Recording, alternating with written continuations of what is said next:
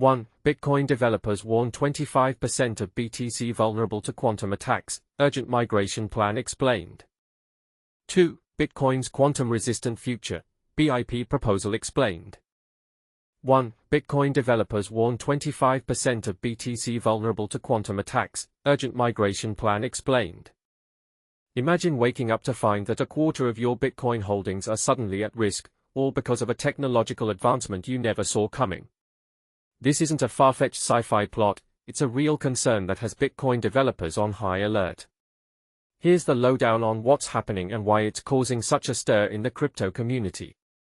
Bitcoin developers have sounded the alarm, warning that approximately 25% of all Bitcoin is susceptible to quantum attacks. The culprit? Legacy addresses that could be compromised if quantum computers become powerful enough to crack existing cryptographic defenses. But here's where it gets controversial. The proposed solution to this problem is stirring up quite the debate. The threat in question. The issue boils down to the fact that around 25% of all Bitcoin is stored in addresses that expose public keys, making them vulnerable to quantum attacks. This includes coins that have been sitting dormant for years, some of which are even rumored to belong to the mysterious Satoshi Nakamoto. Developers aren't just raising the alarm for the sake of it, they genuinely believe this is a pressing issue that needs to be addressed sooner rather than later. They warn that an attack on Bitcoin might not be driven by economic gain but could be politically or maliciously motivated, aiming to undermine the value and trust in Bitcoin. The uncertainty around when and how such an attack might occur underscores the need for proactive measures. The proposed three-phase migration plan. To tackle this threat, developers have proposed a three-phase migration plan. Here's a breakdown of what each phase entails. Phase 1, new transactions only in quantum-resistant addresses. The first phase involves restricting all new Bitcoin transactions to quantum-resistant address types, specifically P2QRH. This change would come into effect 3 years after the adoption of BIP 360, giving users ample time to prepare. Phase 2, invalidating legacy addresses. 5 years after the first phase, the plan is to invalidate spends from legacy addresses. This means that any coins that haven't been migrated to the new, quantum-resistant addresses would be frozen. Users who miss this window would still have a chance to recover their legacy funds, but this option is still under research and would likely involve zero-knowledge proofs. Phase 3, recovery of legacy funds. For users who miss both the initial migration window and the subsequent invalidation period, there would be a final opportunity to recover their legacy funds. However, this method is still being researched and would probably require the use of zero-knowledge proofs. Community pushback and concerns. The proposal hasn't gone down without a fight. Critics, including Jacob Youngman, have raised concerns that this plan could effectively amount to the confiscation of inactive or legacy-held coins.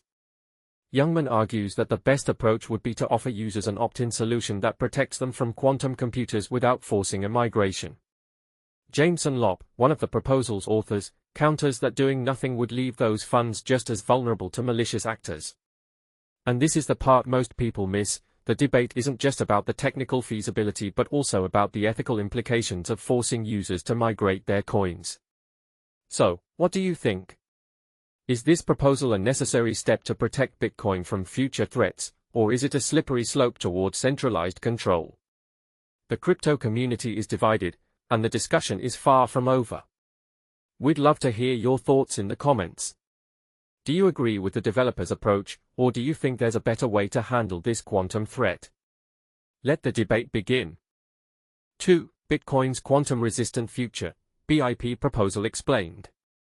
Imagine a world where quantum computers become so advanced that they can break the cryptographic backbone of Bitcoin, rendering billions of dollars worth of cryptocurrency vulnerable to theft.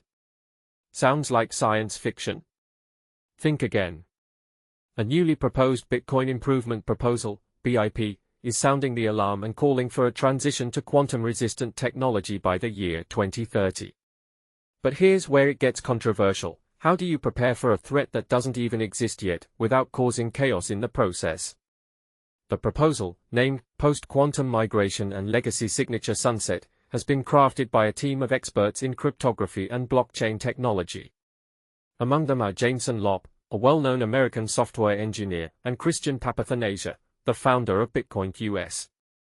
Their goal? To phase out Bitcoin's current signature schemes, ECDSA and Schnorr, which could be susceptible to attacks from future quantum computers. These legacy systems will be replaced with quantum-resistant alternatives designed to safeguard Bitcoin against the looming threat. Quantum computers capable of cracking Bitcoin's encryption may still sound far-fetched, but recent advancements suggest otherwise. According to forecasts from McKinsey and other academic studies, quantum machines powerful enough to compromise Bitcoin could emerge as early as 2027 to 2030. While such computers don't exist yet, the pace of innovation means the timeline is shrinking faster than many expected. This urgency raises a critical question: should we act now, or wait until the threat becomes imminent? At present, Bitcoin relies on ECDSA and Schnorr signatures to secure transactions. However, about 25% of all unspent Bitcoin outputs have already exposed their public keys on the blockchain. This exposure makes them particularly vulnerable to quantum adversaries. If a quantum computer were to successfully attack Bitcoin, the consequences would ripple through the entire ecosystem. Not only would it disrupt the price, but it could also undermine the ability of miners to provide network security. In short, the stakes couldn't be higher. To address this mounting risk, the proposal outlines a phased approach. The first step involves discouraging users from sending Bitcoin to older addresses that are less secure and more susceptible to quantum attacks. This initial measure aims to reduce reliance on outdated cryptographic methods. About 5 years after implementing this change, the plan takes a more drastic turn. It will effectively freeze any Bitcoin stored in those vulnerable addresses, making it impossible to spend them. But what happens to the frozen funds? That's where things get interesting, and slightly contentious. The proposal hints at a potential third phase, which might allow users to recover their frozen Bitcoin by proving ownership using advanced cryptographic techniques tied to their wallet's backup phrase. However, this part is still under investigation and depends on further research and community demand. It's a bold idea, but one that sparks debate. Should we prioritize convenience for users over the long-term security of the network? The authors emphasize that delaying action only makes the problem worse. The longer we postpone migration, the harder it becomes to coordinate, they write. By establishing a clear timeline, they hope to create certainty, align stakeholders, and minimize the risk of catastrophic quantum theft. And this is the part most people miss: preparation isn't just about reacting to threats, it's about proactively building resilience.